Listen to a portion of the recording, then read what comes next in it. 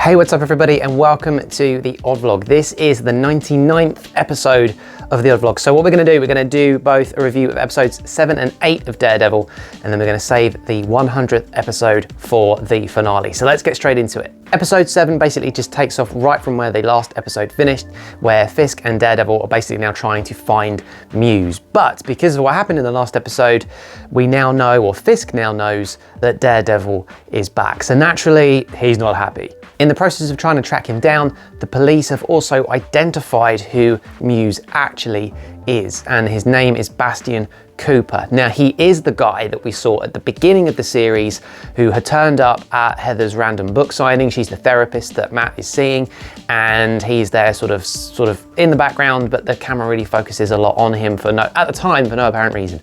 And now we know that that is Muse, that is his real identity. And the episode very cleverly kind of plays on that, so that as the police discover that that's who he really is and explain to Fisk who this guy actually is, he's also at the same time with Heather in an appointment for therapy, which inevitably kind of turns bad because, as Matt points out earlier on in the episode, basically Muse is now on kind of escape mode because he's been caught and being tracked down. So he's kind of going to go into a bit of a frenzy, and unfortunately for Heather, that is exactly what happens. Muse captures Heather in her office, ties her up, knocks her out, and starts essentially to drain her of her blood, or at least that's what it looks like he's about to do. But naturally, as that's happening and the police and Daredevil figure out who his target is, because he's been painting all of these murals of her in amongst all of his other random and creepy artwork. So both the police and Daredevil separately figure out that Heather is probably going to be his next target. So as he starts to kind of torture her, the police pull up right outside Heather's office, and just as it looks as though he's going to kill Heather, Daredevil then bursts through the window to try to save her. There's a big action sequence. It's all very good. It's all very, very, action-packed and a great fight. But it's actually Heather who ends up shooting Muse in the process of that fight and actually killing him. So just like that, Muse is no more. Heather, though, is bleeding out, so Daredevil naturally will stabilize her and then escapes before the police task force that Fisk has put together bursts through the door. And then naturally what happens is that Fisk and the task force kind of take the glory, essentially, because they don't want a masked vigilante to have his heroic moment. So he kind of steals the thunder away from Daredevil a little bit by doing that, but that's just Fisk being Fisk and the police force doing what this task force has basically been put together to do, which is to eradicate vigilantes.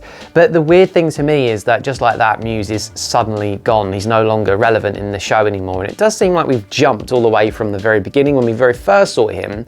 We didn't see him again for another few episodes. Now it's probably been maybe like 2 episodes at best where he's been like the kind of lead villain in the show.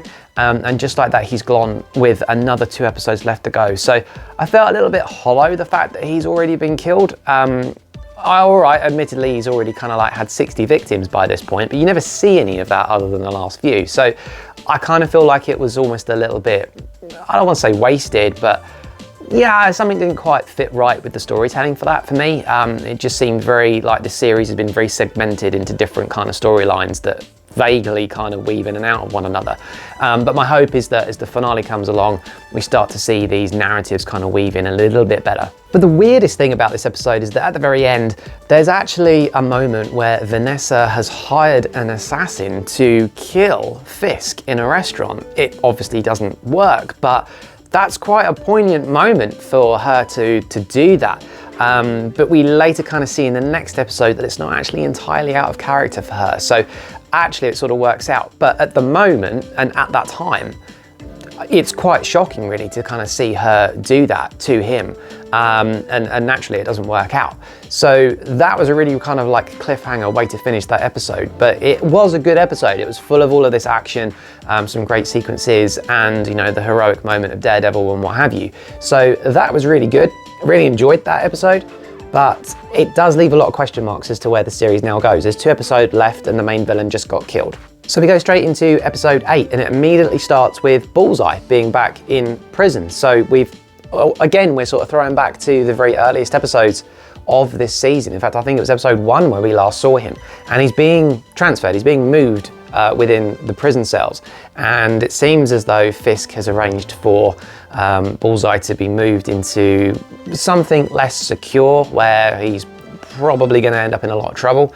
And later on we kind of figure out why, but that's how the episode starts. We then get this duality storytelling going on between Daredevil and Fisk as well happening, or Matt I should say in this case.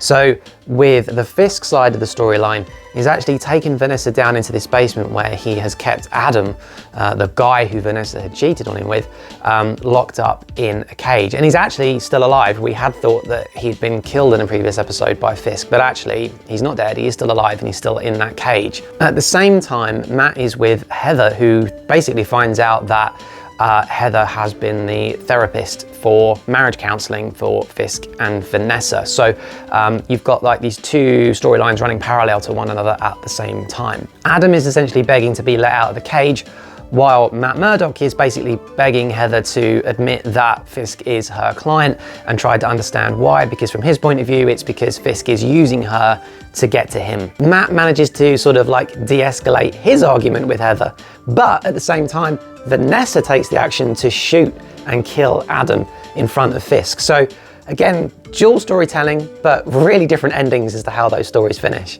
We then move on a little bit further, and it turns out that Bullseye is trying to get Matt Murdock to go and see him in prison, which eventually he does, but only after Matt has a bit of a realization that when Foggy was alive and they were in the bar on the night that he got killed, he figures out that actually it wasn't likely that Bullseye was doing it as a revenge killing. It was a hired killing, because he thinks that Foggy was about to win a case, and assumes that maybe the person who was going to lose that case had hired Bullseye to go after him, and that's tied in to Fisk. So Matt assumes that Fisk is behind Foggy's killing, and therefore does agree to go and see Bullseye in prison to see what he has to say. Matt obviously is really pushing Bullseye to basically confess and say that it was Fisk that had hired him to kill Foggy, but Bullseye won't admit it without obviously being able to sort of be let out of prison, and wants Matt to help him do that, which he refuses to do. So he doesn't really get very far with this, but what he does do is lose his temper and repeatedly smash Bullseye's face into a table, presumably by accident, dislodging one of his teeth, which becomes relevant later. Quite a violent ending, albeit kind of cool, but a weird little moment and an interaction between the two of them where they're actually speaking to one another, and yeah, some pretty hefty language in that scene as well, so that was kind of cool. What happens next is that basically Bullseye manages to use his dislodged tooth as a weapon, because of course he's Bullseye and he can kill anyone with anything as long as he's got a target. So he uses the tooth to actually spit it into the face of a guard. It goes straight into his eye and kills him instantly. He then manages to fight off another couple of people, takes on one of the guards' uniforms, and actually escapes from prison. So now we're thinking, okay, this is how the season is going to end. We had Bullseye at the beginning, and now this is how it's going to finish. Meanwhile, Matt and Heather are at like a white tie ball that's being hosted by Fisk and Vanessa. And what's become really clear now is that Fisk is very much more like the Kingpin of old, because he's manipulating and using people and working out who they are in order to essentially like control the elite and the wealthy and the politicians of the city. So he's kind of regaining that Kingpin status of actually manipulating and bullying people into doing whatever he wants. So he's managed to kind of get control and force things through that he had tried to do as a mayor but had failed. Now he's reverted to his old Kingpin tactics of basically bullying and blackmail and all this kind of thing, using his task force to get what he wants. So Kingpin is really now coming out of his sort of cage, if you like, his inner cage where, you know, Fisk had tried not to go down that road, but inevitably he has done. Similarly, of course, Matt didn't want to become Daredevil again, but inevitably he has done. So eventually that was always going to happen, but it's that duality storytelling where it's just syncing together for the both. And now we finally see their stories crossing over. Because while we're at this white tie event, Matt discovers that it wasn't Fisk that ordered the hit for Bullseye to kill Foggy, it was actually Vanessa. So when Vanessa had tried to get Kingpin assassinated in the previous episode, it wasn't the first time that she's tried this. It's actually at least the second time. So she was the one that hired Bullseye and ordered the hit on Foggy. So now that Matt knows that, he's trying to kind of interrupt what they're doing at this ball to get the truth out of them. They end up on a dance floor and it's all very, you know, dramatic and whatever. But at that same time, Bullseye is there and his target appears to actually be Fisk for whatever reason. He's up in the rafters with a sniper rifle and he's going to take one out, and he fires the shot. And weirdly, and I don't know why, but Matt throws himself and takes the bullet and saves Wilson Fisk. Why? I don't know, but that is how the episode finishes, as Fisk and Vanessa are quickly whisked away by the task force, the security team that he's got through the police.